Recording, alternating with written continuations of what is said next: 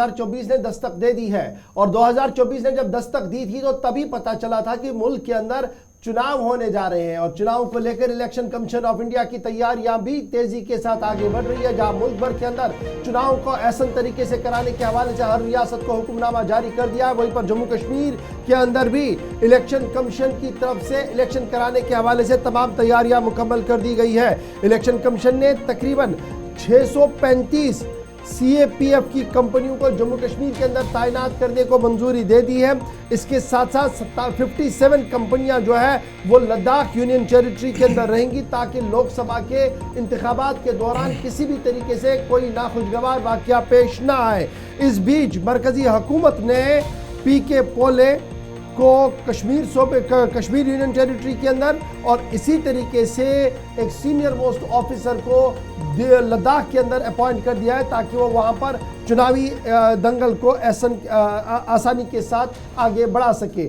इस बीच याद रखिएगा सबसे ज्यादा पैरामिलिट्री फोर्सेस कहां पर डिप्लॉय की जाएंगी, वेस्ट बंगाल के अंदर जहां पर सबसे ज्यादा डिप्लॉयमेंट होगी और उसके बाद दूसरे नंबर पर जम्मू कश्मीर यूनियन टेरिटरी है जहां पर सबसे ज्यादा डिप्लॉयमेंट कराई जाएगी ताकि किसी तरीके का कोई अमन कानून की सूरत-ए-हाल पैदा ना हो। इलेक्शन कमीशन की तरफ से यह साफ कर दिया गया है कि तमाम रियासतों के अंदर उनके खदुखाल और उनके सिक्योरिटी लिहाज से सिक्योरिटी डिप्लॉय कर दी जाएगी और यही वजह है कि इलेक्शन कमीशन ने कल 635 कंपनियां पैरामिलिट्री फोर्सेस की जम्मू कश्मीर के अंदर तैनात करने को मंजूरी दे दी है। इस बीच याद रखिएगा कि जम्मू कश्मीर के अंदर जो लोकसभा इंतखाबात है उसमें ये सारी चीज़ें, ये सारी सिक्योरिटी फोर्सेस जो है वो डिप्लॉय पहले ही कर दी जाएगी और इसके साथ साथ जम्मू कश्मीर पुलिस को भी तैनात कर दिया जाएगा। ये 635 कंपनियां जो है ये रियासत से बाहर से आएंगी,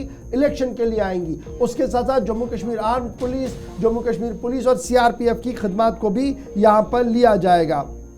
इसमें दो चार चीज़ें जो इस बार आप देखेंगे कि यूनियन टेरिटरीज में कुल मिलाकर और अलग अलग स्टेट्स के अंदर करीब 3,500 ओवरऑल जो कंपनियां हैं उनको तैनात करने की जो है वो इलेक्शन कमीशन की जानिब से मंजूरी दी गई है। लेकिन जहां तक बात जम्मू कश्मीर के अंदर जो तहफ़्फ़ुज़ात या सवालात, उन सारे सवालों का जवाब इलेक्शन कमीशन ने इस सारी तैनाती की जब मंजूरी दी गई है तो उसमें दे दी है, क्योंकि 36 कंपनियां जो हैं वो सिर्फ इलेक्ट्रॉनिक वोटिंग मशीन वाले जो कमरे होंगे उनकी हिफाजत को यकीनी बनाने के लिए जिम्मेदारी होगी, जहां पर nodal officer, special police nodal officer तैनाती अमल में लाई गई है, चाहे वो ADGP law and order Jammu Kashmir हो या फिर इसके अलावा लद्दाख यूनियन टेरिटरी के अंदर DIG जुनैद शेख को जिम्मेदारी दी गई है। इसी तरीके से लेफ्टिनेंट गवर्नर इंतजामिया से वहां पर भी टॉप ऑफिशियल्स को जिम्मेदारी। लेकिन 36 ये जो जम्मू कश्मीर के अंदर 650 के आसपास कंपनियां आएंगी, 36 पर्टिकुलरली जो पैरामिलिट्री फोर्सेज हैं जिसमें जम्मू कश्मीर पुलिस का भी भरपूर ताउन हासिल किया जाएगा। ये सिर्फ और सिर्फ आपको EVM के लिए जो कमरे होंगे वहां पर इनको तैनात किया जाएगा। दूसरी बात यह है कि अलग अलग मकामात पर, चूंकि आपने देखना है मूवमेंट जब होगी, मूवमेंट काफिलों में भी हो सकती है और आपको 2 से 3, 4 और 10-10 गाड़ियां भी कंपनियों की शक्ल में जाती हुई नजर आएंगी, क्योंकि अलग अलग डिस्ट्रिक्ट्स के अंदर जहां पर पोलिंग बूथ्स या पोलिंग स्टेशंस कायम किए जाएंगे वहां पर इन 634 कंपनियों को जिम्मेदारी दी जाएगी। अब ये सेंट्रल आर्म पुलिस फोर्सेज में कौन होगा? CRPF होगा। जरूरत पड़ने पर जम्मू कश्मीर पुलिस की अलग अलग डिस्ट्रिक्ट्स के अंदर जहां जहां इंतजामिया माजी में भी जिस तरीके से सपोर्ट लेती रही वो लेगी और जरूरत पड़ने पर फौज की भी खिदमात हासिल की जाएंगी। लेकिन पर्टिकुलरली जो फोकस है वो इन 634 कंपनियों पर। इसमें भी बड़ा इंपॉर्टेंट है जी। अब जरा ब्रेकअप, हमने कहा कि बंगाल के बाद, वेस्ट बंगाल के बाद जम्मू कश्मीर से 5 सीटें सिर्फ जम्मू कश्मीर के अंदर है लोकसभा की और इन 5 सीटों के लिए 635 का टारगेट दे दिया गया। 635 कंपनियां जी सेंट्रल आर्म्ड पुलिस फोर्स की यहां पर आएंगी। फिर जब आप चलेंगे आगे देखेंगे इसको तो सबसे ज़्यादा वेस्ट बंगाल के अंदर है, 920 कंपनियां वहां पर तैनात कर दी जाएंगी। जो इलेक्शन कमीशन की हिदायत के मुताबिक 920 कंपनियां वहां पर लगेंगी।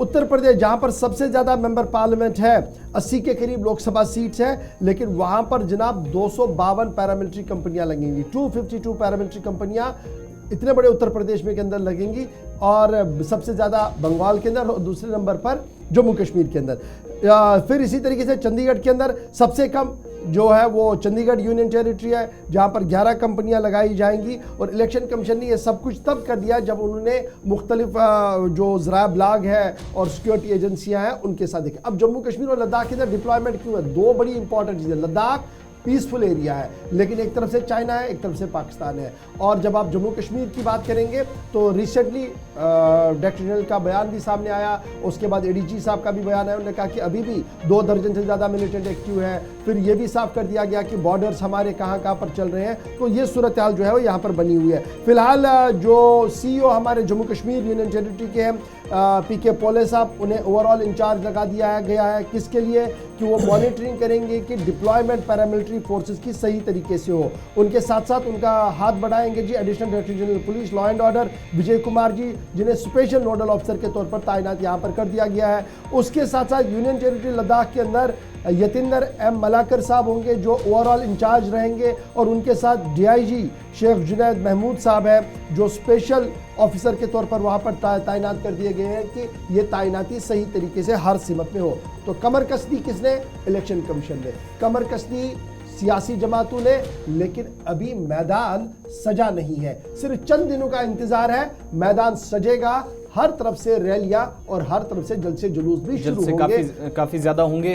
सईद रऊफ फारूकी, चूंकि इंतज़ार अभी सियासी जमातों को भी था कि इंतखाबात शायद असेंबली इलेक्शंस की तरफ जाएं, लेकिन चूंकि उससे पहले मुल्क भर में आम इंतखाबात होने हैं, तो अब एक्टिविटीज़ या सरगर्मियां बढ़ते हुए हम देखेंगे सियासी जमातों की तरफ से कि ये वाज़ेह इशारा है कि बहुत जल्द ये और शायद फिर नेक्स्ट पड़ाव। बिल्कुल आसिफ, देखिए एक्टिविटीज़ तो ऑलरेडी बढ़ चुकी हैं, क्योंकि जो सियासी जमातें हैं उन्होंने जो मूवमेंट है वो शुरू कर दी है। पब्लिक आउटरीच प्रोग्राम्स जो हैं मुख्तलिफ सियासी जमातें कर चुकी हैं, पर कैंडिडेट्स का हालांकि अभी किसी ने ऐलान भी नहीं किया है।